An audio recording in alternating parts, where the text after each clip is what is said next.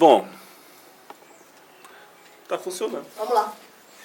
Dom José Maria Pires, conhecido como Dom Pelé ou Dom Zumbi, né? Uma honra imensa estar aqui com o senhor. Eu, como lhe expliquei, estou escrevendo uma biografia de Dom Pedro Casaldáliga. Já entrevistei muitas pessoas, né? E a pergunta que eu faço sempre, primeiro, para todas as pessoas é: quando se fala em Dom Pedro Casaldáliga, o que lhe vem à mente e por quê? Bom, no meu caso, vem à mente um missionário que eu conheci. Eu conheci trabalhando no Brasil, trabalhando com os índios. Então, essa figura de um missionário com os índios faz a gente voltar àqueles inícios, ao tempo de Anchieta. Não é? E então, como é que esse Anchieta de hoje está se comportando? Como é que essa causa indígena hoje está, né? Sim, claro. Porque, inclusive, a questão da causografia,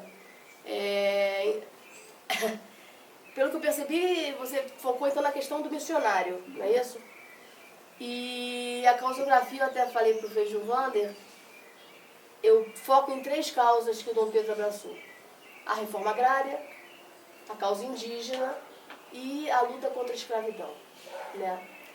Essas 3 causas, me parece que é claro e nítido e evidente que não estão resolvidas no Brasil, né? Infelizmente não estão, né? E aí o senhor falou do missionário de hoje, qual o papel do missionário de hoje. E aí eu lhe pergunto, essas 3 causas Se reduzem a uma. se reduzem a uma. Qual seria essa uma que se reduzem e por que, Dom José, o senhor acha que essas causas não foram resolvidas? O que impede essas causas de serem resolvidas? Primeiro, essas causas provêm do próprio apelo da vida da pessoa. Então, Dom Pedro vem como missionário para uma região que é a região indígena, uma região de exploração. Os índios são explorados. Então, isso já marca a orientação da causa. Serem resolvidas, não foram totalmente, mas estão sendo. Olha, não quero saber quando Dom Pedro passou a ser, não o bispo, mas o governador daquela região. Daquela prelazia, né? Aí a gente estava numa situação em que todas as prelazias, todo o trabalho indígena estava confiado a missionários de diversas congregações. Esses missionários vinham da Europa com muito boa vontade, mas sem uma inculturação. Então chegava, o que nós vamos fazer? Você não construir uma igreja, né? Construir uma igreja, né? Depois tem que construir uma escola. Né? Para quê? Para a gente educar, catequizar os índios. Ora, a visão que vem do tempo de Dom Tomás Balduino, Dom Pedro Casaldáliga, é um pouco diferente. Nós não devemos catequizar os índios. Os índios têm religião. O que nós temos que fazer é, a partir do que eles já têm de positivo, ajudá-los a caminhar para poder ter aquilo que não tem ainda. Né? Então, é uma complementação e não a gente trazer o evangelho para eles. Eles já têm a vivência do evangelho em muitas coisas. Então, apontava aquelas coisas em que eles realmente já tinham a vivência do evangelho, embora nem soubessem da palavra, nem soubessem da existência de Jesus Cristo, mas estão vivendo realmente aqueles princípios, foram os princípios que Jesus Cristo pregou. Né? Então, essa coisa de não começar de cima para baixo, de uma religião católica para quem não tem nada, vamos começar daqui. O que eles já têm? Então, é a partir do que eles já têm que eles vão crescer.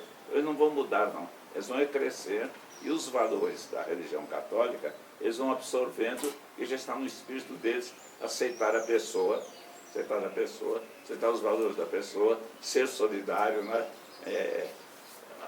Ser capaz de acolher as pessoas. Então, são valores cristãos que já existem. Então, por que nós vamos começar também daqueles que não existem, mas daqueles que existem para fazer essa caminhada? Olha, isso provocou uma reação na CNBB muito forte. Por quê? Porque as missões, a região do trabalho com os indígenas, estava confiado a congregações religiosas. Esses religiosos vinham da Europa, não estavam enculturados. Então, realmente, o que eles podiam fazer? O melhor que podiam fazer é isso que eles faziam, né? Arranjar dinheiro na Europa, construir uma igreja, uma escola e contratar professores, levar professores de outros lugares para dar aula. Não é para ser índio, não, é para dar aula, etc. Então, o processo, como Dom Pedro, Dom Tomás Balduino procuraram levar adiante, foi esse, de a gente partir dos valores religiosos que existem entre os indígenas e ajudá-los a desenvolver esses valores e a crescer nessa direção. Você foi um dos que assinou o Pacto das Catacumbas, embora não estivesse lá exatamente, mas assinou depois, né? Isso que você estava explicando aqui para o Frei Giovanni. O senhor diria que Dom Pedro, embora não tenha assinado o Pacto das Catacumbas, está totalmente de acordo com o que foi acordado no Pacto das Catacumbas? Não estava de acordo, mas ele viveu isso? Ele viveu exatamente isso, né? Acho que ninguém viveu tanto quanto ele, ou melhor, mais do que ele, como ele viveu no concreto o Pacto das Catacumbas, né? Foi alguma coisa que fez com que ele até não se considerasse mais nem europeu, nem bispo, nem padre, mas aquele que está aqui a serviço dos indígenas, né? Então é a partir dos valores dos indígenas que vai se fazer o trabalho. Certo. Recentemente, acho que foi quando o Ratzinger renunciou e o Francisco entrou, né? O senhor, Dom Tomás era vivo também, e Dom Pedro assinaram uma carta aos bispos do Brasil, não foi? Né? Qual era o objetivo daquela carta? O que levou vocês a fazerem aquela carta? Olha, nós achávamos, primeiro, que a gente devia ter uma sinceridade muito grande.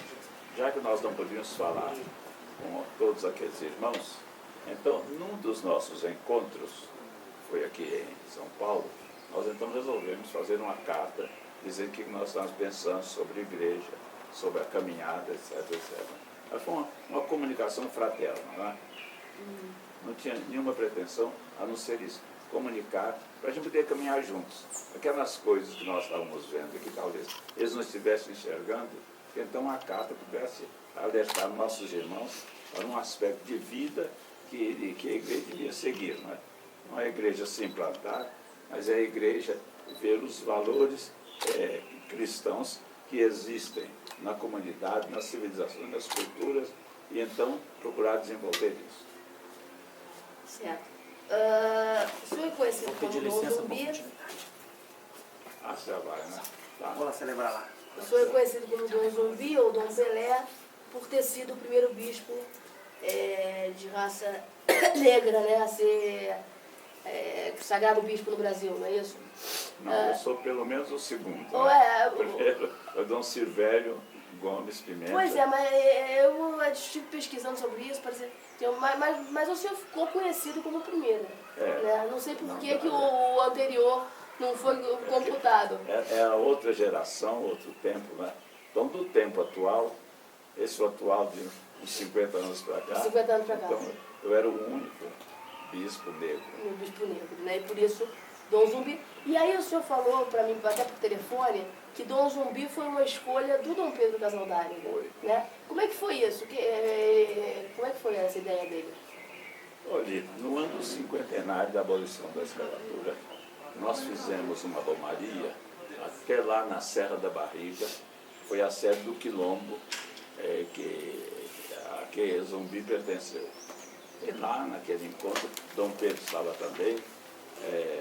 Dom Pedro disse, olha, até agora te chamam de Pelé, mas Pelé não tem compromisso nenhum com os negros.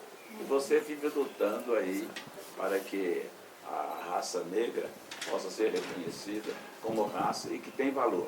Né? Tem valor. É valor diferente dos valores da raça, mas tem valor. Né? Então vamos mudar seu nome, de Pelé para Zumbi. Isso lá na Serra da Barriga. Né? Aí ele começou a me chamar de Dom Zumbi, os outros bispos. Outras pessoas começaram a chamar também de Dom Zumbi. Sobretudo outros bispos. Né? Os caras de Dom Zumbi, me chamam de Dom Zumbi. Né? Porque realmente naquela época eu era um bispo negro. Não sou o mais antigo bispo negro do Brasil, não. mas naquela época era eu, não é? Hoje nós já somos uns de 12 a 15, já tem um meio bastante grande.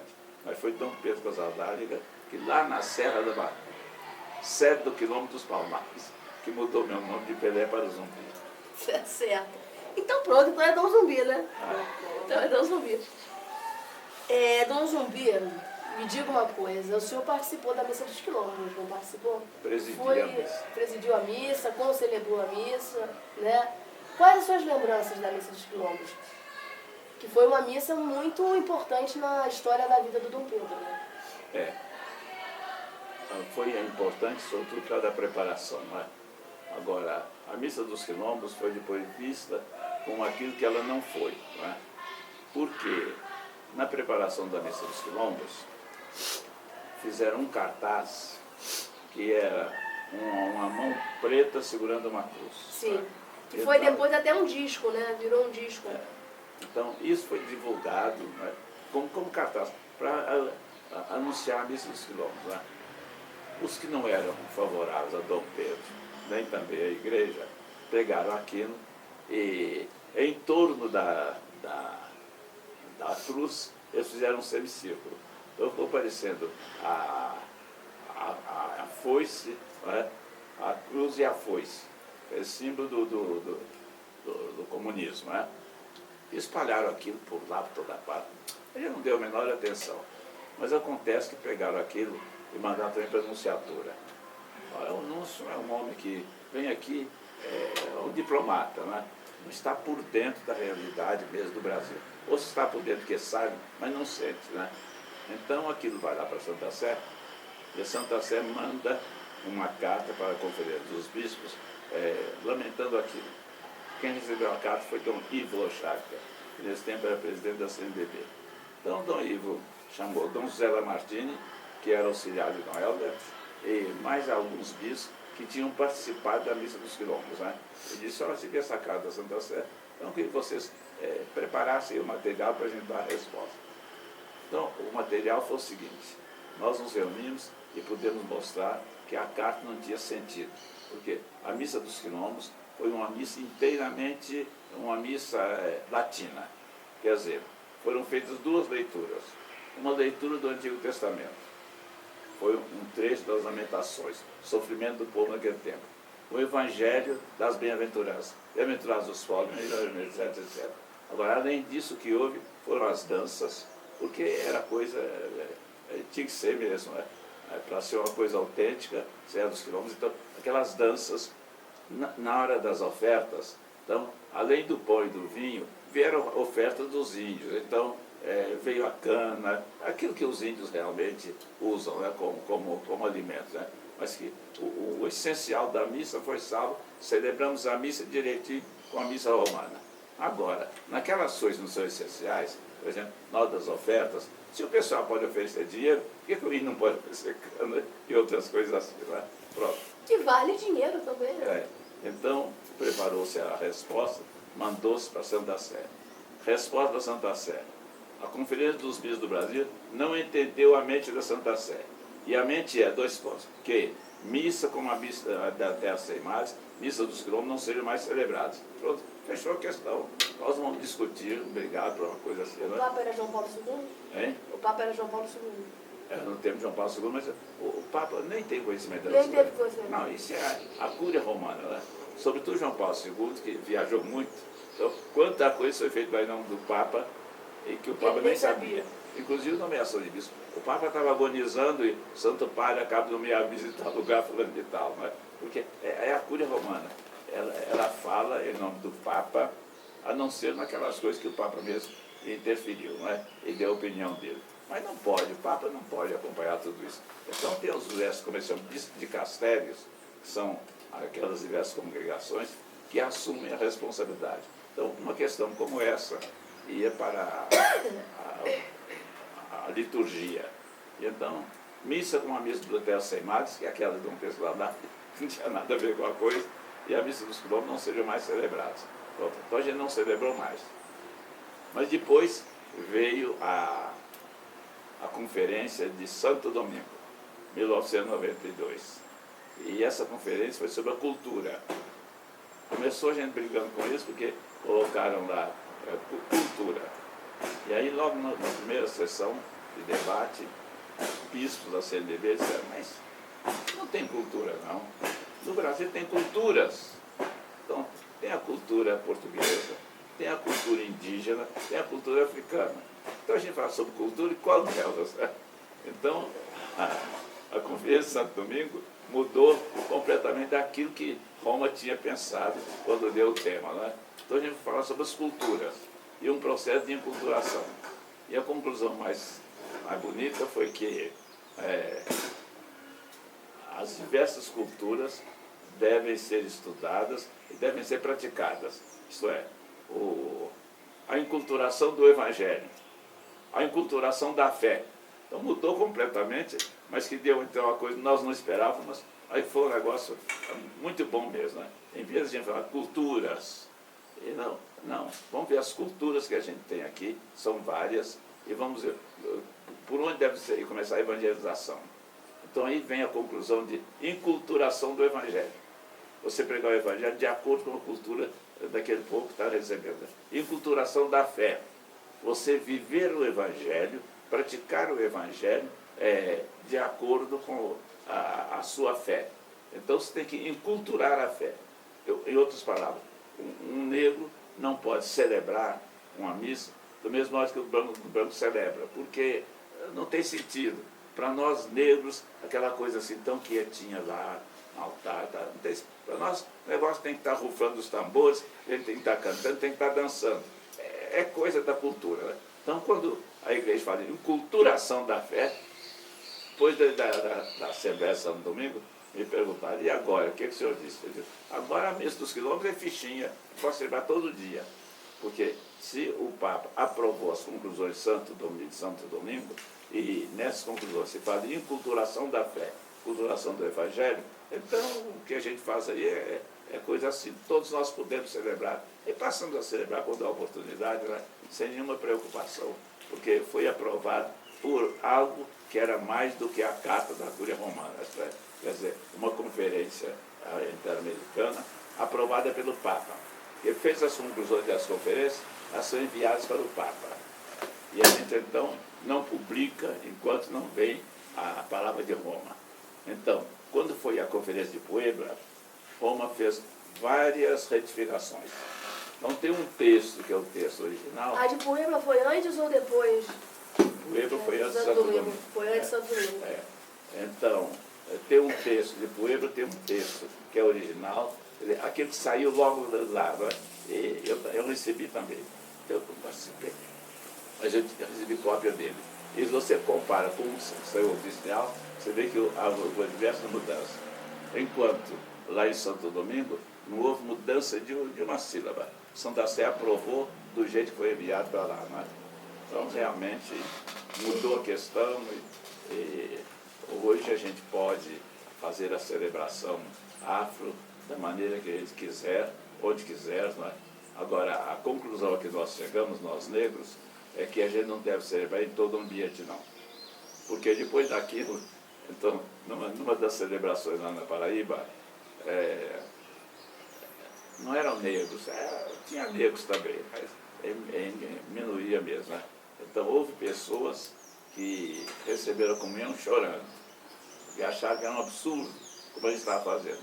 Por exemplo, em vez de você consagrar aquelas hostes de lá, você consagrou mesmo o pão, mas aquele pão feito como o povo usa, né? O pão com fermento, né? Que é matéria válida. Né? Então as pessoas que iam comungar ficavam, coitadas, algumas delas tão tristes com aquilo, e via as águas descendo. Então nós nos reunimos, Dom Pedro estava na reunião, e diversos outros, né? Pensamos o seguinte, quando nós celebrarmos para o povo, nós devemos ter também atenção à cultura deles. Se a grande maioria é de brancos, então vamos celebrar no estilo antigo. Agora, se é uma missa comemorativa de algum fato dos negros, então aí todo mundo está sabendo que é uma missa afro, né? Então aí a gente celebra a missa afro, mesmo que haja brancos. Né? Então a gente tomou todos esses cuidados para não criar um problema dentro da igreja. Né? Quer dizer, o respeito que você tem pelos outros que estão presentes. Deixa eu falar uma coisa. Eu tenho pedido para as pessoas tentarem lembrar alguma história que tenham vivido com o Dom Pedro, né? Porque eu tenho entrevistado muita gente, claro que as pessoas até se repetem um pouco, falam muitas coisas muito parecidas, né? Existe alguma história que o senhor tenha vivido com ele e que o senhor acha que tenha te marcado, que seja uma história que seja assim um símbolo do que o Dom Pedro é? Alguma coisa simbólica? Olha, história propriamente não. Tem os causos É da uns vida. causos, um caos, pronto, um caos. Bom, porque naquele período em que Dom Pedro estava sendo muito perseguido, e que por isso ele não saiu do Brasil.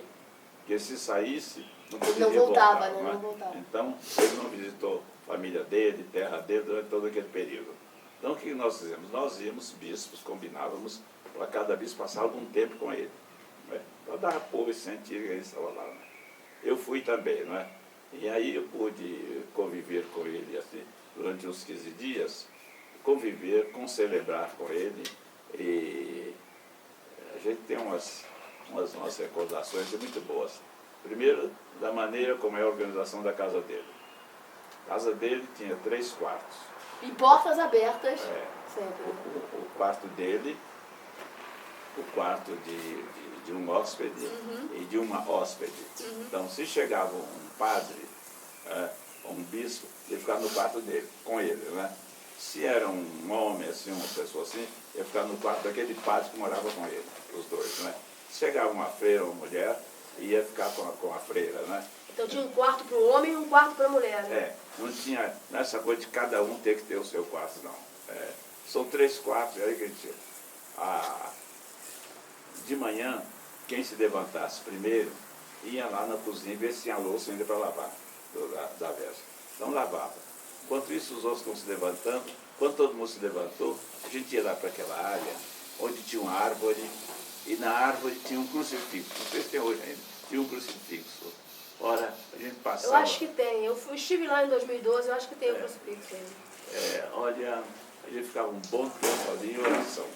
Mas não é uma oração de livro, não. É uma oração mesmo de a gente se colocar diante de Deus, colocar a realidade, etc., nossas coisas, não é? E um canto que a gente conhecia, coisa que vale. Não é um negócio assim, oficial, de você ter esse salmo tal, aquele outro, já tudo organizado, não. Era um grande momento de oração.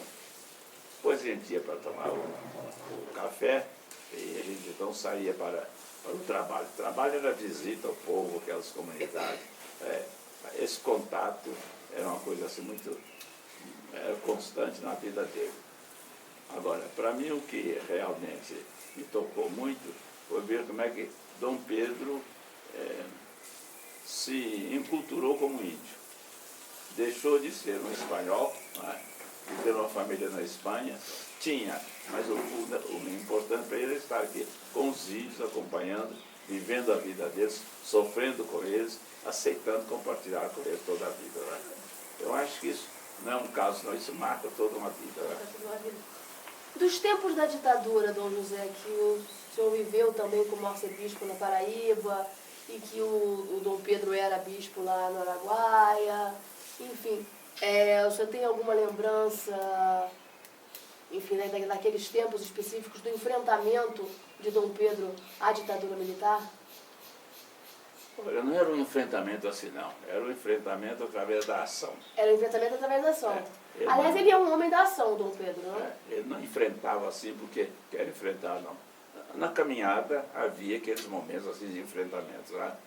Durante o tempo que eu estive com ele, uma noite, tínhamos terminado a celebração, chega lá uns fulanos e conversam com ele.